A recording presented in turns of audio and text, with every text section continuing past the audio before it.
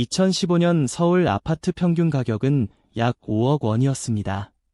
그런데 2025년 현재 같은 아파트의 평균 가격은 12억 원을 넘었습니다. 10년 만에 2배 이상 오른 겁니다. 월급은 그만큼 올랐을까요? 아닙니다. 왜 부동산 가격만 이렇게 미친 듯이 오르는 걸까요? 오늘 그 비밀을 낱낱이 파헤쳐 보겠습니다. 안녕하세요. 10분 지식 이야기입니다. 부동산은 한국 사회에서 가장 뜨거운 주제 중 하나입니다. 내 집 마련의 꿈이 점점 멀어지고 있다는 뉴스가 매일 쏟아지고 청년들은 영끌이라는 신조어까지 만들어냈습니다. 그런데 부동산 가격이 왜 오르는지 정확한 원리를 아는 사람은 의외로 많지 않습니다. 오늘 영상에서는 부동산 가격을 결정하는 핵심 원리부터 한국 부동산의 파란만장한 역사, 그리고 정부 정책과 인구 감소가 앞으로 집값에 어떤 영향을 미칠지까지 한 번에 정리해드리겠습니다.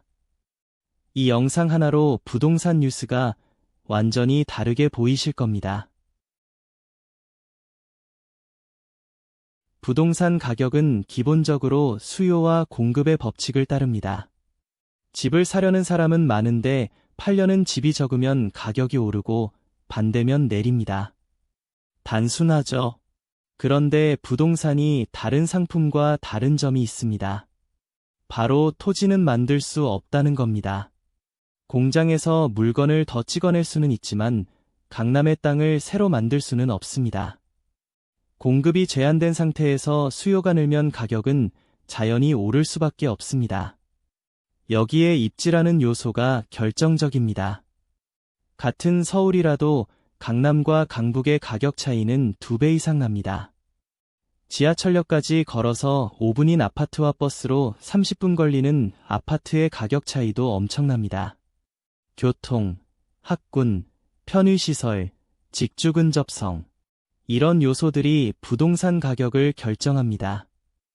특히 한국에서는 학군의 영향력이 매우 큽니다. 대치동, 목동, 중계동 같은 학원가 밀집 지역의 아파트값은 주변보다 수억 원이 더 비쌉니다.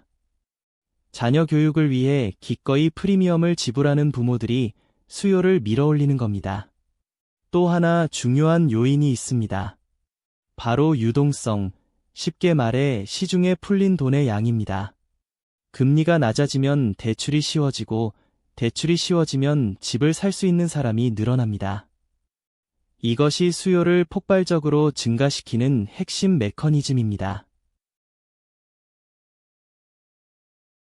한국 부동산의 역사는 그야말로 롤러코스터입니다.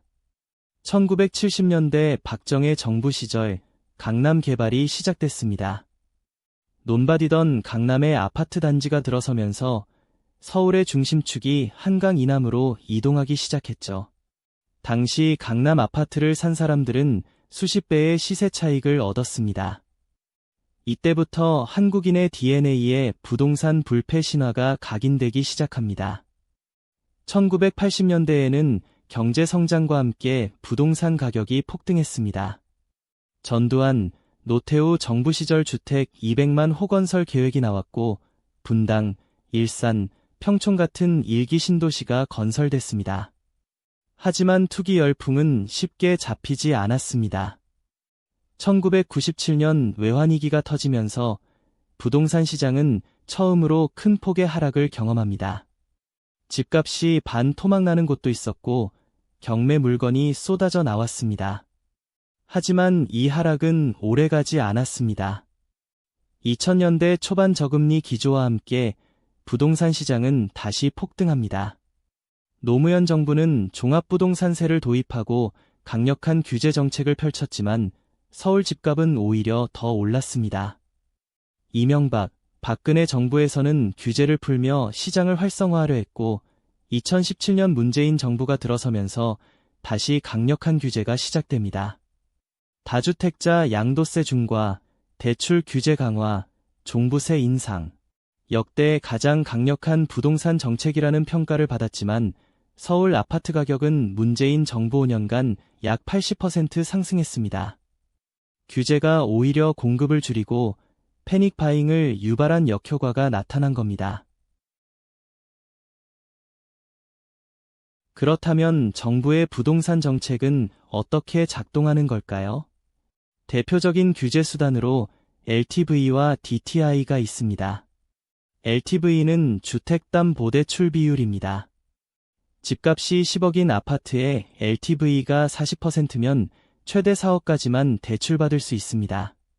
나머지 6억은 자기 돈이 있어야 하는 거죠. DTI는 총부채 상환 비율로 연소득 대비 대출 원리금 상환액의 비율을 제한합니다. 연봉이 5천만 원이고 DTI가 40%면 연간 원리금 상환액이 2천만 원을 넘을 수 없습니다. 이 두 가지 규제의 목적은 명확합니다. 무리한 대출을 막아서 투기 수요를 차단하는 것이죠. 종합부동산세, 줄여서 종부세도 중요한 정책 도구입니다. 공시가격 기준으로 일정 금액 이상의 부동산을 보유한 사람에게 추가로 부과하는 세금입니다. 다주택자에게 더 높은 세율을 적용해서 투기를 억제하려는 목적이죠. 하지만 이런 정책들의 효과에 대해서는 논란이 끊이지 않습니다. 규제를 강화하면 매물이 잠기고 공급이 줄어들어 오히려 가격이 오르는 역설이 반복되어 왔기 때문입니다. 이제 미래를 봐야 합니다. 한국은 세계에서 가장 빠른 속도로 인구가 줄고 있습니다. 2024년 합계 출산율은 0.7명대까지 떨어졌고 2030년부터는 생산 가능 인구가 급감합니다. 인구가 줄면 주택 수요도 줄어야 정상입니다. 실제로 지방 소도시에서는 이미 빈집이 늘어나고 집값이 하락하는 현상이 나타나고 있습니다. 하지만 서울은 다릅니다. 수도권 집중 현상이 더 심화되고 있어서 서울과 수도권의 주택 수요는 쉽게 줄지 않을 전망입니다. 결국 한국 부동산 시장은 양극화가 심화되는 방향으로 가고 있습니다. 서울 핵심 지역은 여전히 오르고 지방은 계속 하락하는 K자형 시장이 되고 있는 겁니다. 정리하겠습니다. 부동산 가격은 수요와 공급, 입지, 금리, 정부 정책이 복합적으로 작용해 결정됩니다. 한국은 1970년대 강남 개발 이후 부동산 불패 신화가 이어져 왔고 어떤 정부든 부동산 가격을 잡는 데 성공하지 못했습니다. 앞으로 인구 감소와 고령화가 부동산 시장의 판도를 바꿀 수 있지만 서울과 지방의 양극화는 더욱 심화될 것으로 보입니다. 부동산 뉴스를 볼 때 단순히 가격이 올랐다 내렸다가 아니라 그 뒤에 숨어있는 수요, 공급, 정책, 인구 구조까지 함께 읽어보시기 바랍니다. 다음 영상에서는 세금의 구조에 대해 알아보겠습니다. 우리가 내는 세금이 어디로 가는지, 소득세와 부가세의 차이는 무엇인지 쉽게 풀어드릴게요. 구독과 좋아요, 알림 설정까지 부탁드립니다. 10분 지식 이야기였습니다.